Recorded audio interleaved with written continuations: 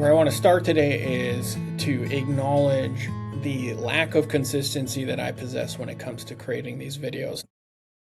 I may or may not have too many things going on at once, so I am going to commit to doing at least one of these a month, potentially two. One reason decreasing some of that is because I got a new project that I'm excited to tell you about. I recently started a new business with Heather Heide called Heather Heide, and we are excited about all things shame, weaponizing shame, power dynamics. The list is growing immensely and greatly, and our excitement level about this new project is through the roof, and so we are excited to share that with you all. So if you're interested in our first project, it's called Unmasking Shame. You can go to our website, unmaskingshame.com, and you can see all of the different things that are available to you there. We do have an upcoming event in July, on July 15th. It's at the Plymouth Community Center. It'll be from 5 to 8 p.m. and it'll be $100. We want to offer some events and experiences that are in person that are of great value and also accessible to everyone. And so we understand that this process, engaging in healing work, is an investment both of time and resources. And so we are committed to offering options to people. And one of those options is this workshop coming up. Other options will be our podcast, which we have released one episode, and we will be doing one episode per month for the foreseeable future. That could change. And so that is something that is super exciting that we are about to release. And so I wanted to announce that to you all here because both Heather and I are really excited about sharing our vision and passion around taking ownership and responsibility for your life and reclaiming the things that you've lost, the things that have been stolen and taken from you, and the process and path that we believe is essential for healing to take place. With that, I do want to get into something very specific today, and this is a topic that was actually bred out of a conversation that I had with Heather recently.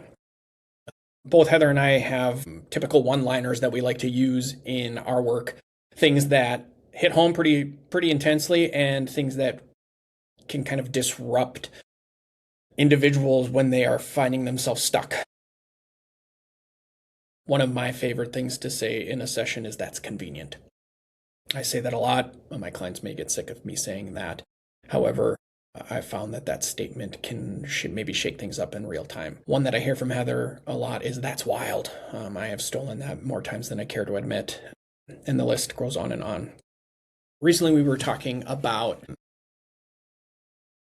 this idea of a lot of our clients that we work with who are the individuals that betrayed their partners. We get into a lot of detail about their specific behaviors, about the choices that they make, about the things that they do that cause harm. And there's a reality to a lot of these behaviors. If we were to list them on a piece of paper, if we were to draw them on a whiteboard, if we were to describe them in grave detail to a complete stranger, most, if not all of those strangers would look at all of those things, and if we were to ask them to describe that person, you would get some version of them saying, this person sounds and looks and feels like a bad dude. So Heather shared this with me as something that she's been saying in sessions so recently, and I will admit my first response was to almost push back to it. I didn't say that to her out loud because I've learned that my desire to push back on things is usually first an indication that I need to figure out what is going on inside of me. If I'm pushing something away immediately before I even understand it, then I need to pay attention first. So I slow down. I think about this a little bit. I talk about it with my wife. I talk about it with some buddies, and I realize, holy shit, yes. Even if I look at my own life, the ways in which I have harmed, my story is not that different from a lot of the clients that I work with.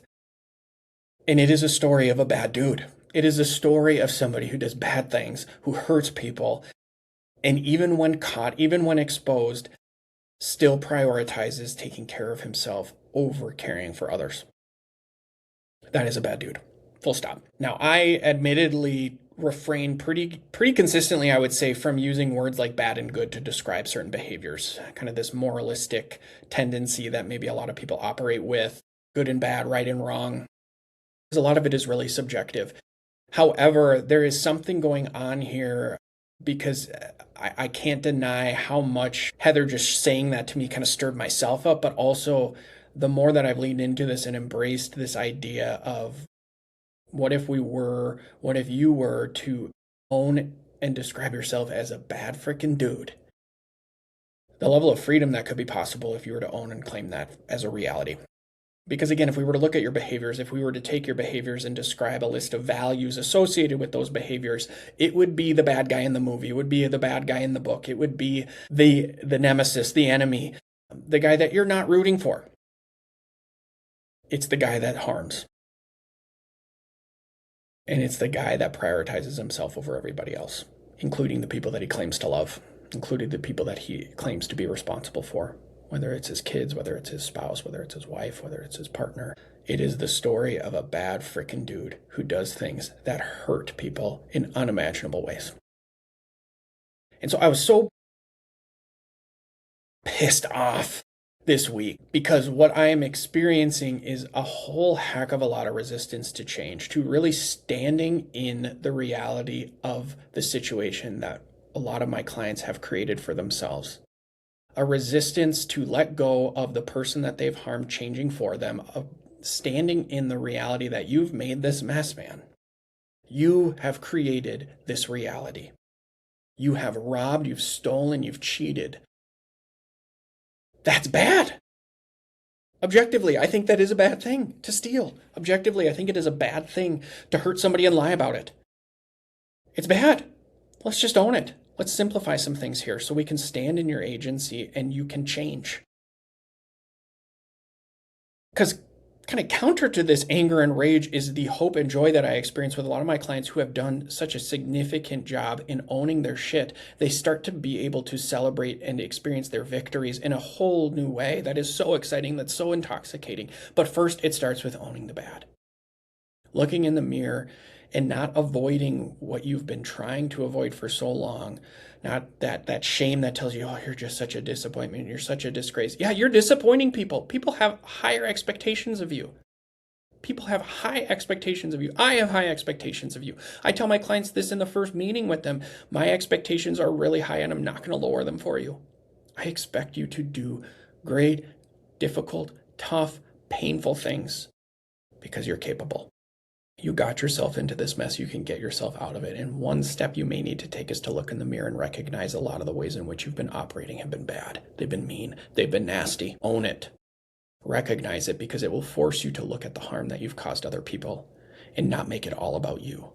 You might actually start to see the pain that your partner is expressing to you and not make it all about you and how you're such a bad guy.